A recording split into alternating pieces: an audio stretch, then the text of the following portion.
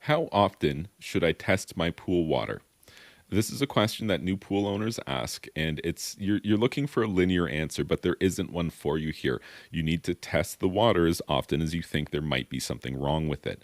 And the I think we should clarify here whether we're talking about, are you talking about a full water lab write up or just how often do I dunk a test strip in the water? And if you're a new pool owner, I'd be out there 3 times a day with a test strip. You got a lot of them, they're not a lot of money. Dunk them, learn a little bit about what's going on. But in doing so, I want you to appreciate something. A test strip is great for a quick check, specifically for your sanitizer level. Is there any chlorine in the water? Is there zero? Is there way too much chlorine in the water? That's where I like using test strips because they are fast, they are easy, so convenient.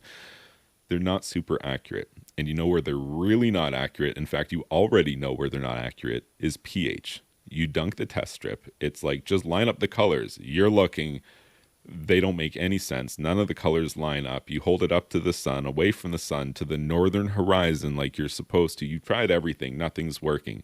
Try giving it to your wife because women actually have a better perception for orange and red coloration than men do, typically speaking. So turns out that she was right this whole time and that you did need to adjust the pH.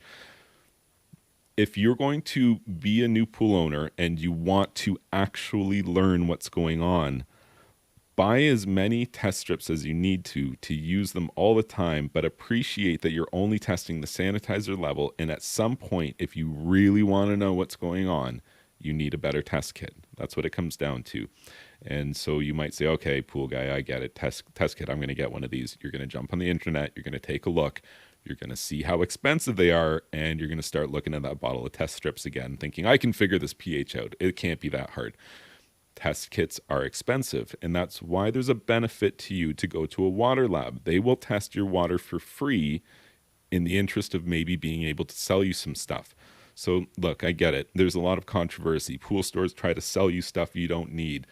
That's fine. Look, they offer the test for free on the good faith that maybe you'll shop there. And you know what? Maybe you will. Maybe you don't buy your chemicals there, but maybe your next pump comes from there. Or when it comes time to have some service done to your pool, they've been kind of good to you. So you know what? You give them the nod for the work that you're going to have done. Water labs are useful. Have them test your water. If you don't like the advice they're giving you, or you follow a more minimalist system than the chemical protocol that they want you to follow, that's fine, but they're still going to give you a write-up from your water to tell you what you're looking at. And it's going to be a lot more accurate than what you're able to get on a test strip. That being said, it's still not my preferred method. My preferred method is to just go old school, as it were. Do you remember the yellow and red droppers? I'm sure we've all seen them. And that's what my grandparents used to use to balance their pool water. They'd be out there with the yellow and red droppers and collecting little bits of pool water and testing it. As it turns out, that's a really accurate, really reliable way to test your pool water. And so when you go out there and you start looking for a test kit for your pool, what I want you to know specifically is that within the pool and spa industry, Taylor brand test kits, they're the gold standard. I don't think anybody's going to argue that fact. And so when you're asking me, hey, pool guy, I just want to test my water at home, what do I need to use? I'm telling you to go out and look at Taylor test kits in specific. You want to be able to test your free chlorine level. You want to be able to test for combined chlorine. You want to be able to test for pH and do an acid demand test just in case your pH is really out of line, which happens sometimes. And, most entry-level Taylor test kits are going to do all of that and then a whole lot more that you don't even really know about at this point. But, at some point, you're probably going to need it.